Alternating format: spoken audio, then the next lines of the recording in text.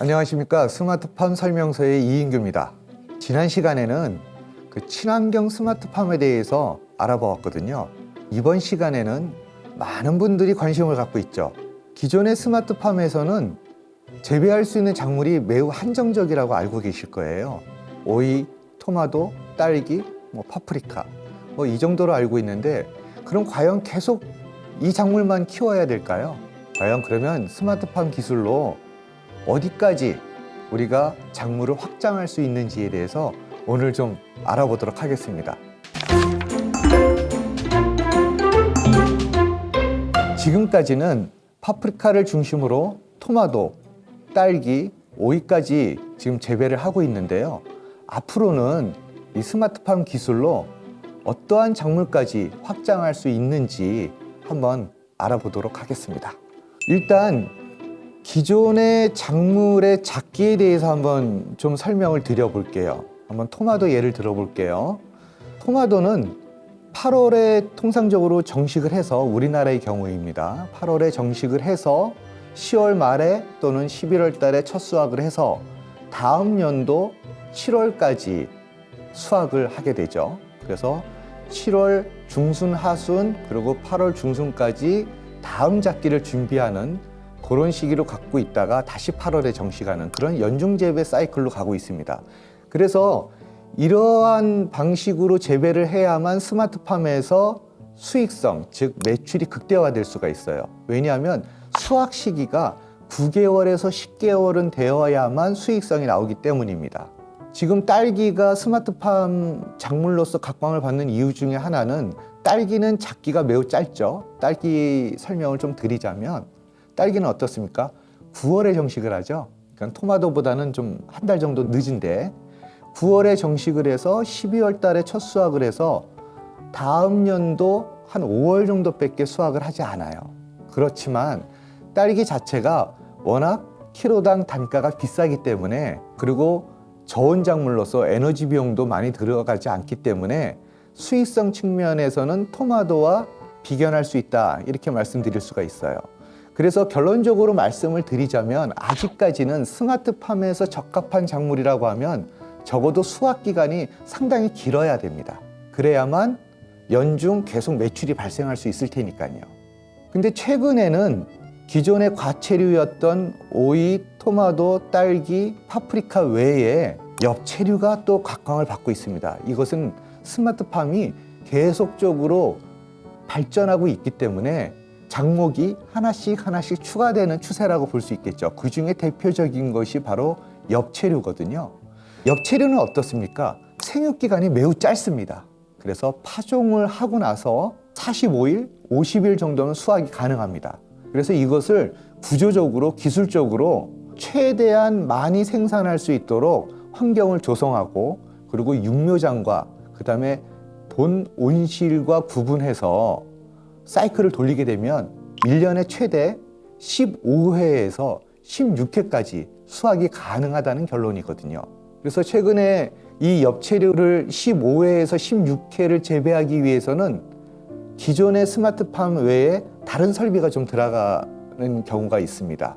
설명을 드리자면, 엽체류 같은 경우에는 1년에 16번에서 15번 정도로 수확을 해야 되기 때문에 기존의 시스템에서는 인건비가 상당히 많이 들 거예요. 계속 사람이 수확을 해야 되니까요. 근데 지금 엽체류 스마트팜에서는 MGS라고 하는 새로운 설비가 개발되었어요. 그것은 뭐냐면, 앞단에서 파종을 하거나 정식을 하게 되면 이 작물의 크기에 따라서, 생육 상태에 따라서 이게 이동을 하면서 점점 커지게 됩니다.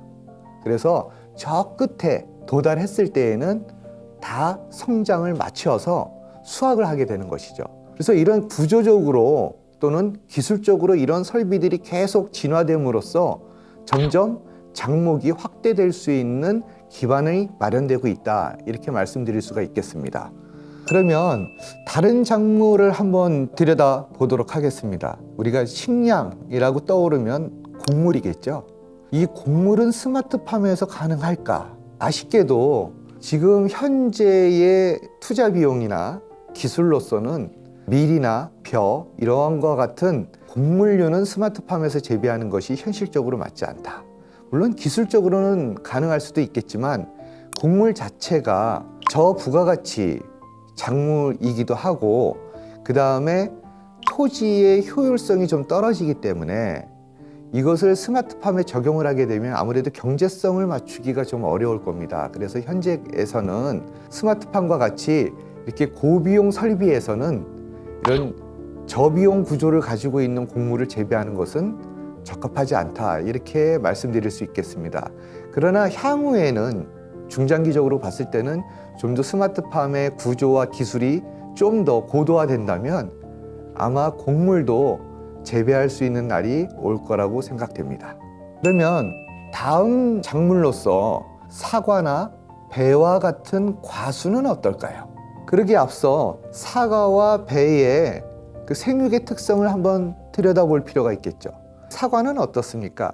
처음에 저희가 묘목을 들여와서 심으면 바로 사과가 열리는 게 아니죠. 최소한도 3년 이상의 성장 기간을 거친 후에 3년차 이후가 됐을 때 본격적으로 과실이 열리기 때문에 3년 동안 계속 비용만 투입되고 매출이 발생되지 않는 이런 상황이 발생되겠죠.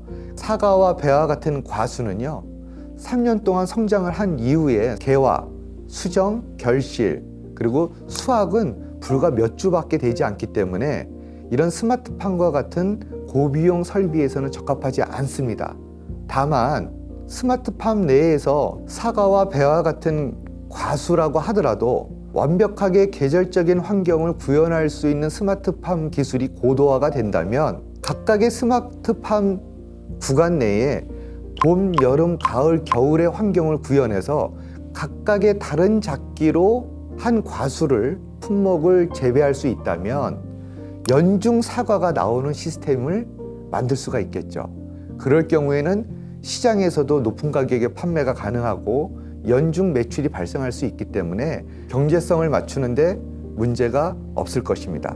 아직까지는 스마트팜 내에서 재배가 가능한 것이 과체류에 국한되어 있습니다.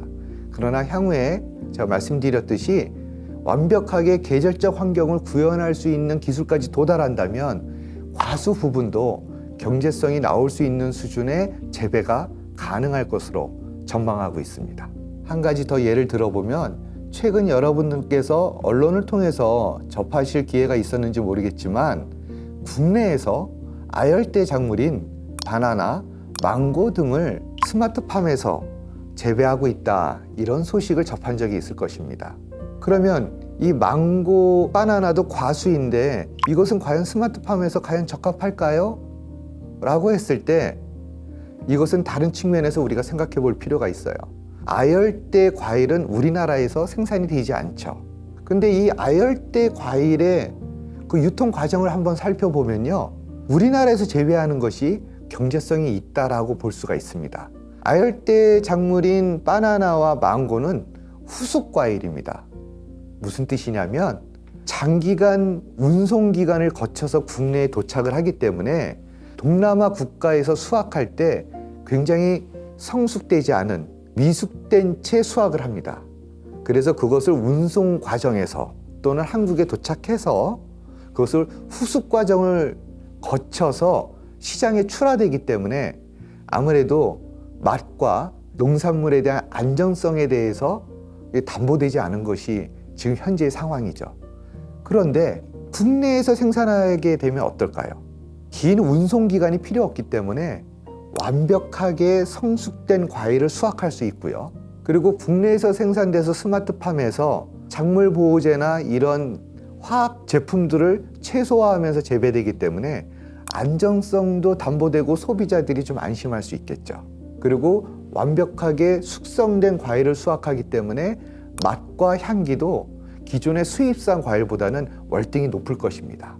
그래서 이러한 측면에서 수입되는 아열대 과일에 비해서 판매 가격이 높을 수밖에 없고, 그런 경우에 스마트팜에서 국내에서 재배한다면 좀 더 부가가치가 높아질 수밖에 없고, 이것은 지금 현재의 스마트팜 기술로도 충분히 승산이 있는 품목이 될 것이다 라고 보여집니다. 이 외에도 스마트팜은 다양한 분야에서 활용이 가능해요. 그러니까 한 사례를 한번 말씀드릴게요. 최근에 화장품 기업 중에 한 곳에서 그 화장품에 들어가는 특정 지표 식물을 품고 있는 원료 작물이 있습니다. 그 원료 작물을 스마트팜에서 재배해서 원료 작물로서 활용하는 시도가 최근에 이루어지고 있거든요. 그러면 왜 원료 작물을 스마트팜에서 재배할까요? 여러 가지 이유가 있습니다만 이것은 원료 작물별로, 제품별로 다양한 상황이 있을 거예요. 근데 제가 지금 말씀드리려고 하는 이 원료 작물은 지금 현재 특정 지역의 농가로부터 계약 재배를 통해서 원료 작물을 매입을 하고 있습니다. 그런데 여기서 좀 문제가 있어요. 원료 작물로서 활용되기 위해서는 무엇보다 중요한 게 품질의 표준화입니다. 왜냐하면 내가 매입된 양에서 일정 양의 지표 성분 또는 그 성분, 유효 성분이 추출되어야만 다음 단계로 넘어갈 수 있지 않겠어요? 그런데 각각의 농가한테 매입을 하다 보니 이 품질이 들쑥날쑥한 거예요. 그러다 보니까 생산 단계에서 그 수율을 맞추기가 어렵고 경제성 또한 맞추기가 상당히 곤란한 상황이 많이 발생되는 거죠. 그리고 경우에 따라서는 농가분들의 재배 방법이 다양하기 때문에 그 안정성이라든지 품질에 대한 일관성이 좀 떨어질 수가 있는 거예요. 그래서 그 기업은 원료작물 생산 단계 때부터 품질을 제어하고 예측 가능성을 확보해서 생산 단계로 넘어왔을 때, 즉 원료작물에서 그 유효 성분을 균일하게 추출함으로써 뭔가 안정된 생산 체제를 구축하기 위해서 직영 체제의 재배 시설이 필요했던 것이죠. 여기서 말씀드리고 싶은 것은요, 이러한 각각 시장의 또는 작물별로 니즈에 따라서는, 그리고 각각의 목적이 틀리기 때문에 이런 목적에 따라서는 스마트팜의 활용도가 굉장히 다양해질 수 있다, 이렇게 말씀드릴 수가 있겠습니다. 그래서 지금까지 살펴봤듯이 이 스마트팜은 지금까지는 과체류 위주로 계속 기술이 진행되어 왔다면 향후에는 다른 과수, 그 다음에 아열대 작물, 더 나아가서는 각양각색의 원료 작물, 그 다음에 기능성 작물까지 확대될 수 있는 잠재성을 가지고 있다, 이렇게 볼 수가 있겠습니다. 이상으로 스마트팜에서 재배가 가능한 작물, 그리고 앞으로 미래의 더 확장 가능성에 대해서 살펴보았습니다. 다음 이 시간에는 스마트팜의 한 분야이죠.